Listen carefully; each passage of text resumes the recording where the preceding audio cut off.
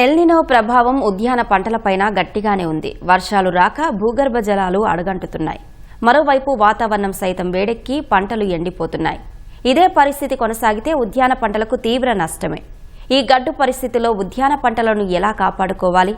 Horticulture రక్షణకు ప్రభుత్వం తీసుకుంటున్న చర్యలపై కడప జిల్లా ఉద్యాన శాఖ అధికారి హరిప్రసాద్తో మా ప్రతినిధి శ్యామ్ ముఖాముఖి. సూపర్ ఎల్నినో ప్రభావంతో కడప జిల్లాలో తీవ్రమైన వర్షాభావ పరిస్థితులు కొనసాగుతున్నాయి. వాతావరణంలో వేడి సైతం ఎక్కువగా ఉంది. ఈ పరిస్థితుల్లో ఉద్యాన పంటల మీద ఎల్నినో ప్రభావం ఏ విధంగా ఉంటుంది అనే విషయాలు మనతో మాట్లాడడానికి కడప జిల్లా ఉద్యాన అధికారి హరిప్రసాద్ గారు మనతో ఉన్నారు. సార్ నమస్తే. ప్రధానంగా ఈ ఎల్నినో ప్రభావం ఉద్యాన పంటల మీద ఏ విధంగా ఉంటుంది? ఎల్నినో అనేది ప్రధానంగా ఈ సంవత్సరం మనకి సాధారణం కంటే చాలా తక్కువ వర్షపాతం నమోదైంది. కడప జిల్లాలో ఎక్కువగా మన భూగర్భ జలాలు ఆధారపడి ఉద్యాన పంటలు పండిస్తున్నారు. భూగర్భంలో నీళ్లు తగ్గిపోవడం వలన బోర్లు వచ్చే నీళ్లు కూడా కొంతమేర తగ్గింది. సార్, ఈ తోటలు ఉన్నాయి కదా, ప్రధానంగా అరటి కానీ ఇట్లాంటి తోటలు, వీటి మీద తెగుళ్ళ దాడి కానీ ఈ వైరస్ల దాడి కానీ ఏమైనా జరిగే అవకాశం ఉంటుంది? జనరల్గా టెంపరేచర్స్ పెరిగినప్పుడు పెరిగే అవకాశం ఉందంటే, అయితే ఆ పరిస్థితి ఇప్పటి వరకు మన జిల్లాలో ఏమీ కొత్త డిసీజెస్ కానీ పురుగులు కానీ వాటి విస్తృతి కానీ ఇంకా మనం ఎక్కడ చూడలేదు, నమోదు కాలేదు.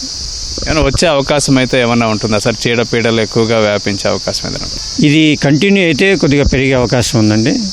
ఈ పరిస్థితులు ఇంకా సూపర్ ఎల్నినో అంటున్నారు కాబట్టి ఇంకా ఎప్పటి వరకు ఈ పరిస్థితులు ఆగిపోతాయి, ఎంతవరకు కంటిన్యూ అవుతాయి కూడా మనకు స్పష్టత లేదు కాబట్టి భవిష్యత్తులో ఆ అవకాశం లేకపోలేదు.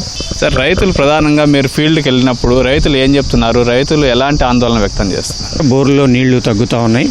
మేము బోరు వేయాలంటే చాలా లోతుకు వెళ్లాల్సి వస్తుంది. దాదాపు 10-12 లక్షలు ఖర్చు పెట్టాల్సి వస్తుంది. ఇదే ఆందోళన జనరల్ రైతాంగంలో ఉన్నదండి.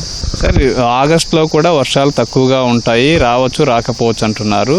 సెప్టెంబర్ అక్టోబర్లో వర్షాలు వస్తాయంటున్నారు. ఈ పరిస్థితుల్లో ఈ పంటల మీద, ప్రధానంగా ఉద్యాన పంటల మీద దీని ప్రభావం ఎక్కువగా ఉంటుందని మనం భావించవచ్చు. కంటిన్యూ అయితే ప్రభావం చూపించే అవకాశం ఉందండి. అయితే దీనికి మేము ప్రభుత్వం తగిన ఏర్పాట్లు చేస్తున్నాము. పంటల బీమా ఒకటి, తర్వాత హార్టికల్చర్ డిపార్ట్మెంట్ తరఫున మైక్రో ఇరిగేషన్ ఎంతమందికి కావాలన్నా, ఎక్కడెక్కడైతే గ్యాప్స్ ఉన్నాయో, ఎక్కడైతే ఇంతవరకు రిజిస్ట్రేషన్ చేసుకోలేదో, ఎవరైతే అవసరం ఉందో, ముఖ్యంగా హై రిస్క్ మండలాలన్నీ ప్రభుత్వం కొన్ని మాకు మండలాలు ఆర్ఎస్కేలు ఇచ్చిందండి.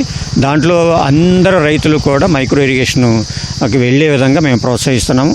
అట్లాగే ఈ వీడ్ మ్యాట్ అనేది కొత్తగా మనం అంటే ఇంతకుముందు ఉన్నది, అయితే దీన్ని బాగా విస్తృతంగా రైతులకు తీసుకెళ్లాలనేటువంటి ప్రయత్నం చేస్తున్నాము. ముఖ్యంగా ఈ బత్తాయి ఇలాంటి పంటల్లో పాదుల్లో ఈ వీడ్ మ్యాట్ కప్పి ఉంచడం వలన నీరు ఆవిరి అనేది తగ్గి భూమిలోనే నీళ్లు ఉంటాయి కాబట్టి, అంటే దాంట్లో ఆ తేమ ఉంటుంది కాబట్టి ఈ వీడ్ మ్యాట్ ఎంతమంది కావాలంటే అంతమందికి ఇచ్చే ఏర్పాట్లు చేస్తున్నాము. అట్లాగే పిఎండిఎస్ అని చెప్పేసి న్యాచురల్ ఫార్మింగ్ వాళ్ళు ఒక 20 రకరకాల అన్ని మొక్కలను కలిపి కిట్లు రూపంలో ఇచ్చారు. అవన్నీ కూడా రైతులు వాళ్ళ పంటల్లో వేసే విధంగా మేము ప్రోత్సహిస్తున్నాము. అది వేస్తే కొంత ఈ ఆవిరి భూమి నుంచి నీరు ఆవిరి దీన్ని మనం తగ్గించవచ్చు కాబట్టి, మైక్రో క్లైమేట్ని అభివృద్ధి చేయొచ్చు కాబట్టి ఇంకా కొంతకాలం మనకి నీళ్లు బెట్ట పరిస్థితులు కూడా తట్టుకునే శక్తి పంటకు వస్తుంది ఉద్దేశంతో ఈ అంటే ప్రీ మాన్సూన్ డ్రై సోయింగ్ అనేటువంటి పద్ధతిని ప్రోత్సహిస్తున్నాము.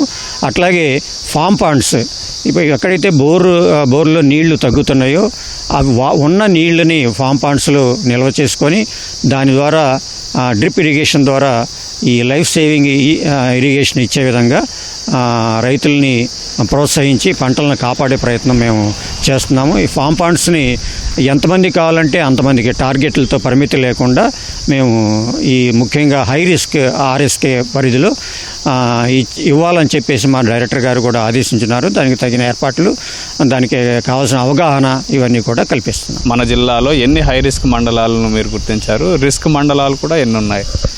మొత్తం హై రిస్క్, మీడియం రిస్క్ మొత్తం కలిపి దాదాపు 350 దాకా ఆర్ఎస్కేలు ఉన్నాయండి, మండలాలు కదా ఆర్ఎస్కేలు. తర్వాత 120 వరకు హై రిస్క్ ఆర్ఎస్కేలు ఉన్నాయి. దాంట్లో కావాల్సిన ఏర్పాట్లు మేము చేస్తాం. ఆ మైక్రో ఇరిగేషన్ కానీ దీనికి సంబంధించి వెళ్ళాలంటే ఏం చేయాల్సి ఉంటుంది? రైతులు ఎవరిని సంప్రదించాల్సి ఉంటుంది? దీనికి విస్తృతమైనటువంటి నెట్వర్క్ ఉన్నది. గ్రామాల్లో ఆర్ఎస్ఏ పరిధిలో ఎంఐఏఓలు ఉన్నారు, తర్వాత ఈ విహెచ్ఏలు ఉన్నారు. చాలా అందుబాటులోనే ఆర్ఎస్కేలు ఉన్నాయి కాబట్టి దాంట్లో ఆర్ఎస్కే ఇన్ఛార్జెస్ ఉంటారు కాబట్టి అందుబాటులో ప్రతి గ్రామానికి విహెచ్ఏ కూడా ఉన్నారు కాబట్టి వాళ్ళని సంప్రదిస్తే సరిపోతుందండి. Thank you sir, thank you very much sir. ఇది కడప జిల్లా ఉద్యాన అధికారి హరిప్రసాద్ గారు చెప్తోంది. కెమెరామెన్ జగదీష్తో షా, మీటివ్ న్యూస్, కడప.